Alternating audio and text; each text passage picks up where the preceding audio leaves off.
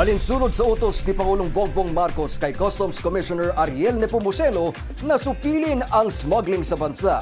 Mas pinahigpit pa ng Bureau of Customs ang kanilang pagbabantay sa mga pantalan. Nasabat ng Bureau of Customs ang tumataginting na 137 million pesos na halaga ng mga puslit na produkto sa Port of Manila. Kabilang sa mga illegal na shipment na ito ang mga agricultural products na direktang nagpapahirap sa ating mga lokal na magsasaka. Narito ang report. Bulto-bultong mga damit pang ukay at kahon-kahon ng peking sapatos. Ilan lang yan sa milyong-milyong pisong halaga ng smuggled goods na nasabat ng Bureau of Customs sa Port of Manila. Personal na sinilip ni Customs Commissioner Ariel Nepomuceno ang 25 container na idineklara bilang plastic racks pero siksik pala sa puslit na kagamitan sa pagtataya ng BOC. Aabot sa 137 milyong piso ang kabuang halaga ng mga produkto sa loob.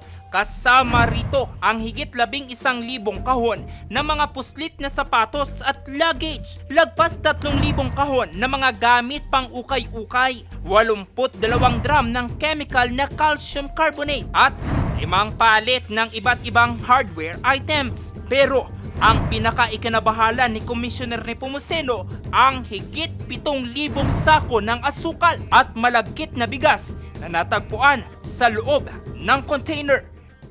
Ang bili ng ating Pangulong Bongbong Marcos na higpitan ng ating mga tauhan sa Bureau of Customs yung pagpupuslit ng agricultural products dahil nga apektado nito yung ating local agricultural sector.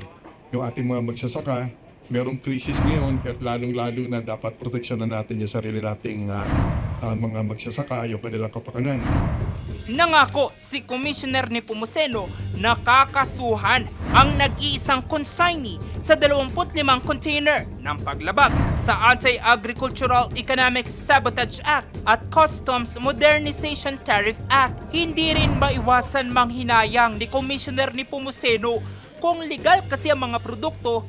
Nakakolekta sana ng 37 milyong piso ang BOC, pera na maaring gamitin sa mga programa sana ng gobyerno. Kinilala naman ni Nepomuceno ang naging papel ng National Bureau of Investigation sa operasyong ito at para patuloy pang palakasin ang kampanya kontra smuggling, opisyal na makikipagsanib pwersa ang Bureau of Customs sa NBI para matukoy kung sino mga pinanser at protektor sa likod ng operasyon. Hindi tayo papayag na yung mga tauhan lang ang habulan natin ang kaso. Nasasampahan natin ang kaso sa korte. Hindi ito titigil kung driver, helper lang yung natin laging nahahabol or sino yung officially registered. So sa tulong ng NBI, sa mas malamang matukoy natin sino ang nasa likod, financier o protector nitong mga ganitong pag-smuggle o pagpupuslit ng mga bawal na o hindi tamang pagpapasok ng mga imported items.